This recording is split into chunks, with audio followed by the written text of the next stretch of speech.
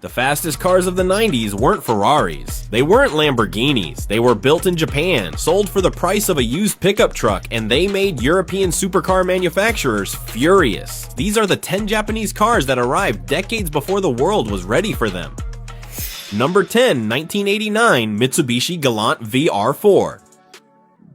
Nobody saw this one coming, and that was the whole point. In 1989, if you wanted a family sedan, you bought something boring, something forgettable, something that didn't embarrass sports cars at traffic lights. Mitsubishi had other ideas. The Galant VR4 looked like every other four-door executive sedan on the road. Straight lines, subtle styling, nothing that screamed performance. But underneath that anonymous sheet metal sat a 2.0-liter turbocharged four-cylinder producing 197 horsepower, fed through a sophisticated all-wheel drive system and a four-wheel steering setup that didn't exist on anything in this class. Here's where it gets interesting. In 1989, a BMW 325i made 168 horsepower, a Mercedes 190e made 158. The Galant VR4 walked past both of them with technology that belonged in a rally car. Mitsubishi's engineers had essentially taken everything they learned from Group A Motorsport and bolted it into a car someone's accountant could drive to work without raising suspicion. It could hit 60 miles per hour in 6.1 seconds. Again, this was a family sedan in 1989 with all-wheel drive, with four-wheel steering, with active suspension damping, technology that European manufacturers were still treating as science fiction. The torque split between axles adjusted automatically based on grip conditions. The suspension stiffened under hard cornering. The whole system operated without any driver input, it just happened, invisibly, in milliseconds. This was adaptive chassis management before anyone had a name for it. The automotive press couldn't figure out what to do with it. Car and Driver called it one of the most sophisticated sedans ever built. Road and Track put it on a cover, and mainstream buyers mostly ignored it because it looked too normal to take seriously. That was its tragedy. The Galant VR4 was a decade ahead of the performance sedan market, and the world just wasn't paying attention yet.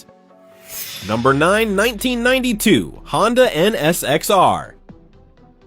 Everyone knows the NSX. Not everyone knows what Honda did when they decided the regular NSX wasn't good enough. The original NSX was already a statement. In 1990, Honda built a mid-engine supercar that humiliated Ferrari on reliability while matching it on performance. Ayrton Senna helped develop the suspension. It was lighter than a 348, faster through corners, and you could actually trust it not to break down on the way home from the track. Then Honda looked at what they'd built and decided to go further. The 1992 NSX-R stripped out everything that made the original comfortable. Sound deadening, gone. Air conditioning, gone. Rear seats, gone. The steel hood was replaced with carbon fiber. The steel roof was replaced with thinner steel. The forged aluminum suspension components were swapped for lighter versions. Honda's engineers shaved weight from places most manufacturers didn't even know existed. The result was a car that weighed 270 pounds less than the standard NSX. In a mid-engine sports car, 270 pounds is the difference between good and violent. The naturally aspirated 3.0-liter V6 still made 274 horsepower, the same as the standard car. But with that weight reduction, the power-to-weight ratio became something else entirely. It could lap the Nürburgring faster than a Ferrari 348 Berlinetta, a car that cost twice as much, built by a company with a 100-year motorsport heritage. And Honda, a company that made lawnmowers and motorcycles, had just embarrassed them on their home circuit. The NSX-R set a template the entire industry is still chasing.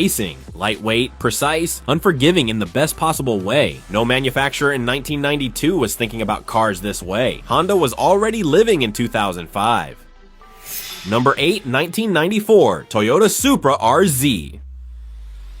It had a straight-six engine that tuners still call the greatest ever built, and Toyota almost didn't make it. By the early 90s, Toyota was playing it safe. The Supra nameplate had gone soft. The third generation was quick, but not legendary. When the fourth generation A80 Supra arrived in 1993, executives weren't sure the market wanted a serious performance car from a brand known for Camrys and Corollas. The engineers didn't care what the executives thought. The 1994 Supra RZ came with a 3.0-liter twin-turbocharged 2JZ GTE inline 6, producing 276 horsepower from the factory, another victim of Japan's gentleman's agreement that limited declared outputs. Everyone in the industry knew that was fiction. Real dyno numbers numbers showed closer to 320 horsepower at the crank, and the engine was so overbuilt, so conservatively stressed, that tuners quickly discovered it could handle 600 horsepower on stock internals. Let that settle. The factory engine, completely unmodified, could handle more than double its rated output. In 1994, Toyota had built a power plant so far ahead of its time that the tuning industry spent the next 3 decades extracting everything it had to offer, and it still wasn't exhausted. The RZ could hit 60 miles per hour in 4.6 seconds and ran a quarter mile in the low 13s. It had a 6-speed Getrag transmission, Brembo brakes, and a rear-wheel drive chassis that rewarded every ounce of skill you brought to it. Porsche's 993 Carrera cost $20,000 more and ran the same quarter-mile time. The automotive world eventually caught up to what the 2JZ represented. It just took 15 years and a generation of Fast and Furious films to make it obvious.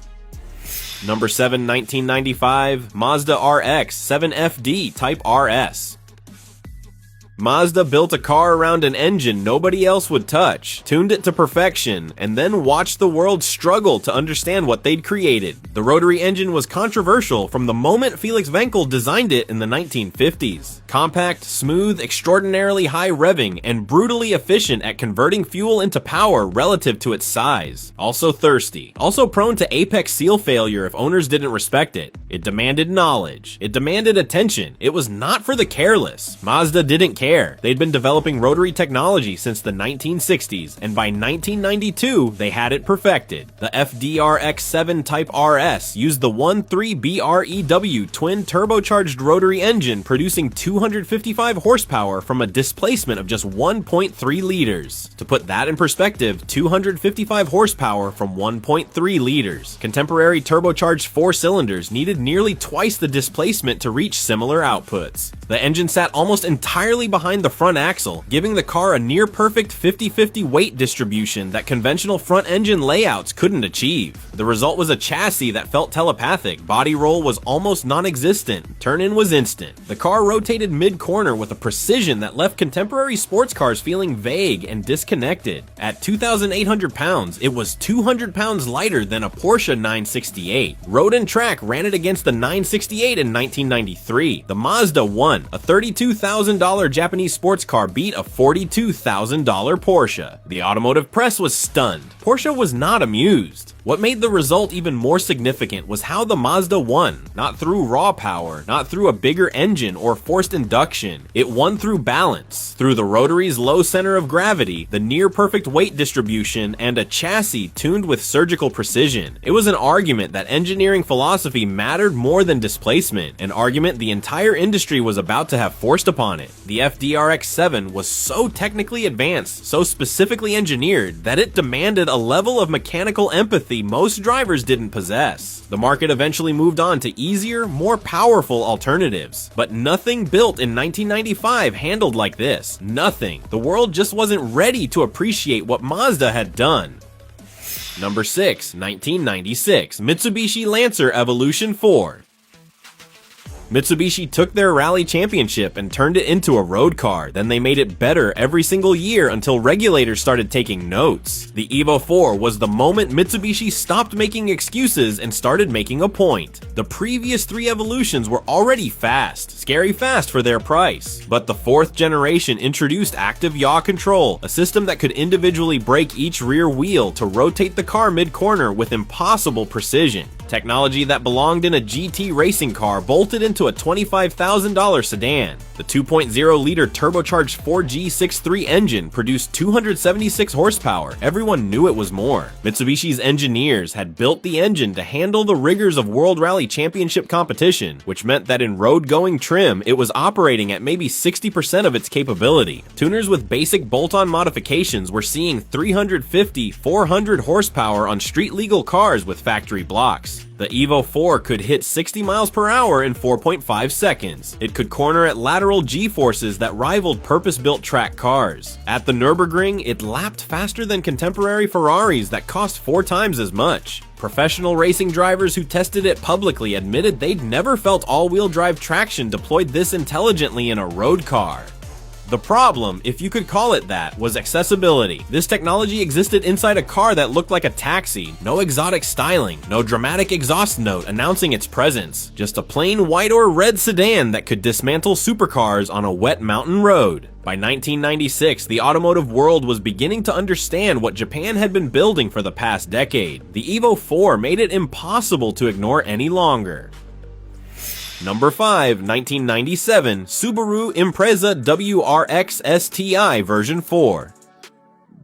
Subaru won the World Rally Championship with this car's DNA and then handed the technology to anyone who could scrape together $30,000. The WRX STI had existed in various forms since 1992, evolving with every iteration as Subaru's rally program fed lessons directly back into the road car. By version 4 in 1997, the formula had been refined to something extraordinary. The EJ20 Flat-4 turbocharged engine produced 276 horsepower, again the gentleman's agreement, through a symmetrical all-wheel drive system that had been beating every manufacturer on every rally stage for half a decade. But the STI version 4 brought something new: driver-controlled center differential, an adjustable system that let the driver change front-to-rear torque distribution from inside the car in real time, without stopping. Subaru was putting rally car setup capability in the hands of road drivers. In 1997, at the time, no other manufacturer in this price bracket was offering anything close. Mitsubishi had active yaw control. Subaru responded with driver adjustable torque distribution, an arms race happening entirely within the $30,000 segment using technology that Formula One teams were only beginning to experiment with. The version 4 could hit 60 miles per hour in 4.7 seconds on road tires. On a wet gravel stage, its natural habitat, it was untouchable. Colin McRae had won the 1995 WRC championship in its predecessor, and the road car was closer to the competition machine than any rival dared to be. The car that buyers were purchasing to drive to work on Monday morning was, with minimal modification, capable of competing in amateur rally events on weekends. That kind of dual-purpose engineering didn't exist anywhere else at any price.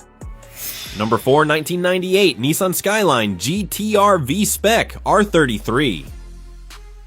Every conversation about the R34 forgets the car that made it possible, and it shouldn't. The R33 GT-R arrived in 1995 to a difficult reception. It was heavier than the R32 it replaced, longer wheelbase, softer image. The enthusiast press, particularly in Japan, was brutal. They called it bloated. They said Nissan had lost the plot. Then the R33 GT-R V-Spec lapped the Nürburgring in 7 minutes and 59 seconds, faster than a McLaren F1 road car on that same circuit in 1996. A production Nissan Skyline, available at dealerships in Japan for approximately $60,000, had just matched the benchmark set by the most advanced road car ever built to that point. The automotive world went quiet. The RB26 Inline 6 2.6 liters, twin turbocharged, officially 276 horsepower, sat in a chassis with Nissan's Atessa ETS Pro all-wheel drive system and active LSD at all 4 corners. The electronics could transfer torque faster than any human could perceive, responding to wheel slip in milliseconds. The 4-wheel steering adapted to speed and steering input simultaneously. This was 1998. The computing power required to manage these systems in real time was, by the standards of the era, extraordinary. Nissan had built a car with more active electronic chassis management than anything this side of a Formula One car, and they'd done it for the price of a well-equipped BMW 3 Series. The R33 never got the recognition it deserved because the R34 came along 3 years later and everyone forgot. But the R33 V-Spec was the car that proved Japan wasn't just building fast cars. Japan was building the future. Number 3, 1999, Honda S2000. Honda engineers were told to build a roadster for the new millennium. What they delivered had no right to exist. The S2000 was Honda's 50th anniversary celebration, a rear-wheel drive roadster with a 2.0-liter naturally aspirated inline-4. On paper, nothing exotic. Then you looked at the numbers. 240 horsepower from 2.0 liters. No turbo, no supercharger, just engineering. The F20C engine in the S2000 produced 120 horsepower per liter, a specific output figure that no production naturally aspirated engine had ever achieved before. Not Ferrari, not Porsche, not Lotus. Honda in 1999 had built the most power-dense naturally aspirated road car engine in history. It revved to 9,000 revolutions per minute. The VTEC system transformed the engine's character completely at 6,000 revolutions per minute, turning a docile sports car into something feral with a single push through the rev range. The chassis matched the engine. A rigid X-bone frame structure, double wishbone suspension front and rear, near-perfect 50-50 weight distribution. The steering was direct to the point of aggression, communicating everything the front tires felt directly through your hands. Porsche's Boxster S, its natural price rival, made 252 horsepower from 3.2 liters and cost $10,000 more. The S2000 produced comparable performance from 1.2 liters less displacement with zero forced induction through engineering alone. No manufacturer has since produced a naturally aspirated 2.0 liter road car engine making 120 horsepower per liter. That record has stood for 25 years. What Honda built in 1999, nobody has matched in 2024. That's not a vintage car story. That's an engineering achievement that the entire industry still hasn't caught. Number 2, 1999, Nissan Skyline GT-R V-Spec 2 R34. The car that defined a generation didn't just arrive ahead of its time. It arrived so far ahead that regulators in multiple countries had to invent new rules to contain it. The R34 GT-R V-Spec 2 represented the final evolution of a platform Nissan had been developing since 1969. Every lesson from 30 years of motorsport, every technology developed for the R32 and R33 compressed into one definitive statement, and Nissan made sure that statement was impossible to misunderstand. The RB26 engine, balanced, blueprinted, upgraded oil cooler, reinforced internals, officially produced 276 horsepower. Unofficially, tested units showed 330 at the crank with zero modification. The Atessa ETS Pro all-wheel drive system had been recalibrated. The multifunction display gave drivers real-time readouts of G-forces, boost pressure, and torque distribution, data that belonged in a racing paddock sitting in a road car's center console. The V-Spec 2 added a carbon fiber rear spoiler, Nismo suspension, and Brembo brakes as standard equipment. It could accelerate from 0 to 60 miles per hour in 3.9 seconds. For context, a 1999 Ferrari 360 Modena ran 0 to 60 in 4.5 seconds and cost 3 times as much. Australia banned it for drivers under 25 before it finished its first production year. Insurance companies in the UK refused coverage for anyone under 30. New Zealand placed it on restricted vehicle lists alongside cars with twice its displacement. Countries were rewriting their performance vehicle classifications because this car didn't fit any existing category. The R34 GT-R wasn't banned because it was dangerous. It was restricted because it made the entire hierarchy of performance cars look like a lie. A $60,000 Japanese sedan had no business being in the same conversation as $180,000 Italian supercars. The world wasn't ready for that conversation in 1999. It's still uncomfortable in 2024. Number 1, 1994 McLaren F1 versus the car that humiliated it. In 1998, a modified Toyota Supra ran a quarter mile in 8.8 seconds. The McLaren F1, the fastest production car on Earth, with a BMW V12 making 627 horsepower, priced at $1 million, ran the quarter mile in 11.1 seconds. A $40,000 Toyota, a $1 million McLaren. The Toyota won, but this final entry isn't about the Supra in isolation. It's about what the entire list you've just watched represents. Japan throughout the 1980s and 1990s was engaged in an engineering project that the rest of the automotive world fundamentally misunderstood. While European manufacturers were chasing prestige and exclusivity, Japan was chasing physics. The Gentleman's Agreement, CAP, declared outputs at 276 horsepower, not because Japanese manufacturers couldn't make more power, but because they were making so much more power that declaring the real numbers would have caused a diplomatic incident with every European sports car brand. These companies were sandbagging, hiding capability inside cars sold to ordinary people at ordinary prices. The NSX embarrassed Ferrari on reliability. The Supra's engine is still being used as a foundation for 1,000 horsepower builds 30 years later. The GT-R's electronics were more sophisticated than anything Porsche or Ferrari were offering at double the price. The S2000's specific output record has never been broken. None of these cars were created by accident. They were created by engineers who were given permission or took permission to solve problems that their Western counterparts hadn't acknowledged emerged yet. Lightweight construction before it was fashionable. All-wheel drive before it was mainstream. Active electronics before they were standard. Specific power outputs before turbocharged engines made them trivial. The 10 cars on this list weren't just fast. They were proofs of concept, existence arguments, demonstrations that performance wasn't something you achieved by spending more money, adding more displacement, or building a more exclusive brand. Performance was an engineering problem, and Japan solved it. The world caught up, eventually, but it took 20 years. And some of those records, the S2000's specific output, the 2JZ's aftermarket ceiling, the GTR's electronics architecture, are still standing.